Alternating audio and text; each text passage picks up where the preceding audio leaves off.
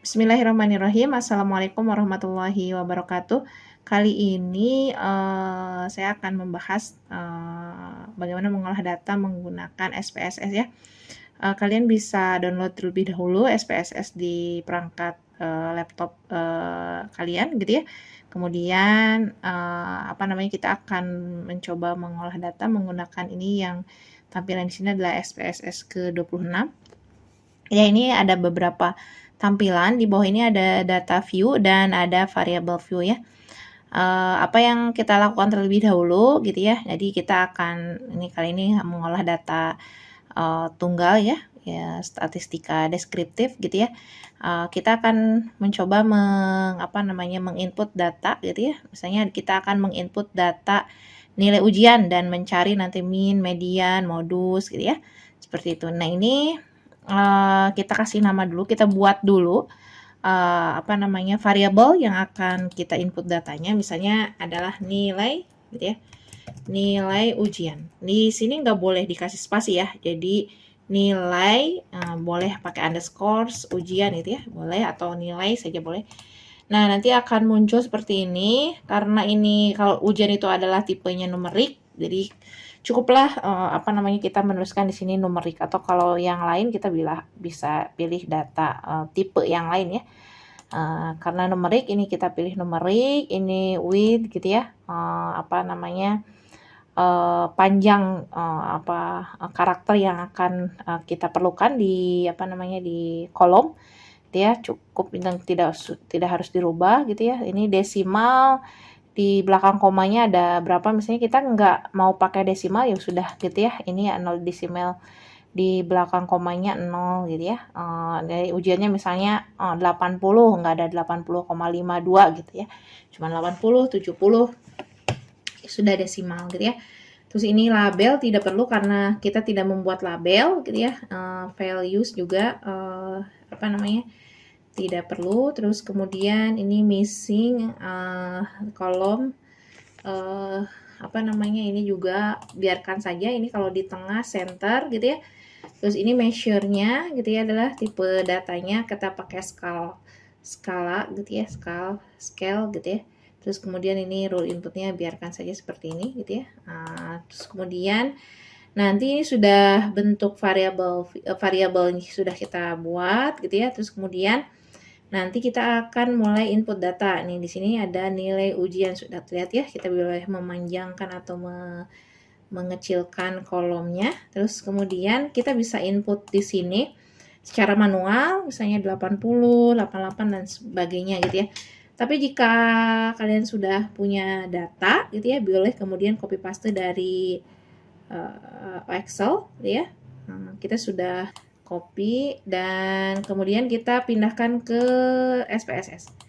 Nah, kita ambil data di SPSS ini, kemudian kita tinggal pastekan saja. Di sini datanya sudah muncul, ya ini ada 36 data. Ya, sudah ada 36 data nilai ujian. Nah, kita akan melihat beberapa tabel statistik deskriptifnya. Misalnya kita mau membuat tabel distribusi frekuensi, terus kemudian kita mau cari nilai median, min, modus, dan lain sebagainya ya. Kita klik analyze gitu ya. Terus ini ada deskriptif statistik gitu ya. Terus kemudian ada frekuensis gitu ya. Ini frekuensis, tinggal diklik saja. Ini terlihat variabel yang sudah kita buat di sini, pindahkan ke box yang sebelah kanan. Ini nilai ujian di sini, box sebelah kiri kita pindahkan. Artinya ini adalah variabel yang akan kita uji, karena mungkin kita bisa saja nanti membuat beberapa variabel data di sini gitu ya. Nanti ada yang kemudian kita ingin analisis, ada yang tidak ingin kita analisis. Nah, setelah ini untuk melengkapi data kita bisa klik statistik di sini. Nah, statistik ini datanya sudah yang ingin kita cari gitu ya. Silahkan, misalnya kita ingin standar deviasi, varians gitu ya, range gitu ya. Range itu adalah selisih ya, nilai terkecil dan nilai terbesar, minimumnya berapa, maksimum berapa, standar error min, misalnya kita mau cari ada errornya silahkan diklik saja, misalnya squiness gitu ya, kita silahkan klik gitu ya, apa kurva runcing dan kemiringan ya, ini bisa dilihat dari squiness dan kurtosisnya. Terus kemudian ini min, median, modus, sum gitu ya, boleh diklik semua jika ingin datanya quartiles gitu ya, boleh gitu ya. Nah, terus kemudian ini persentil gitu ya, misalnya persentil berapa ya, kita mau persentil 50 misalnya ya, persentil 50 kita buat add gitu ya. Terus kemudian kita mau misalnya persentil 25 gitu ya, kita add juga. Terus persentil 60 misalnya, add juga gitu ya, seperti itu. Nah, kemudian kita bisa klik continue. Nah, klik continue, habis itu kita bisa langsung klik OK gitu ya. Ya, ini datanya sudah kelihatan ya semuanya. Nah, kita sudah punya datanya. Misalnya kita ingin min-nya, rata-ratanya ini 69,28 gitu ya. Ini rata-rata datanya, rata-rata ujian misalnya tadi ini datanya 36, ya, yang missing-nya nggak adanya 0. Tes standar error of mean yaitu 2, ini ada 2.945 artinya 2,945 gitu ya. Ada median 66,5, ada modus 65, standar deviasi gitu ya. Variansnya, squiness-nya yaitu 0,242, standar error of squiness 0,393, kurtosisnya min 0,516, range-nya 63, minimum 37, maksimum 100. Nah, gitu ya. Ini sudah dapat datanya.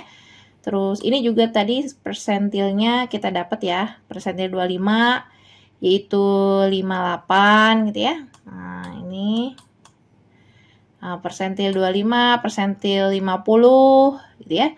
Terus kemudian yang tadi kita persentil 60, persentil 75 gitu ya, kita sudah punya datanya gitu ya. Nah, kemudian apa namanya? Ya persentil kuartil pertama itu kan sama dengan persentil 25 ya. Terus kuartil kedua itu sama dengan persentil 50.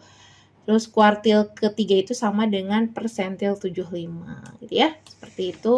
Terus kemudian ini data tabel distribusi frekuensinya kita juga bisa lihat seperti ini ya.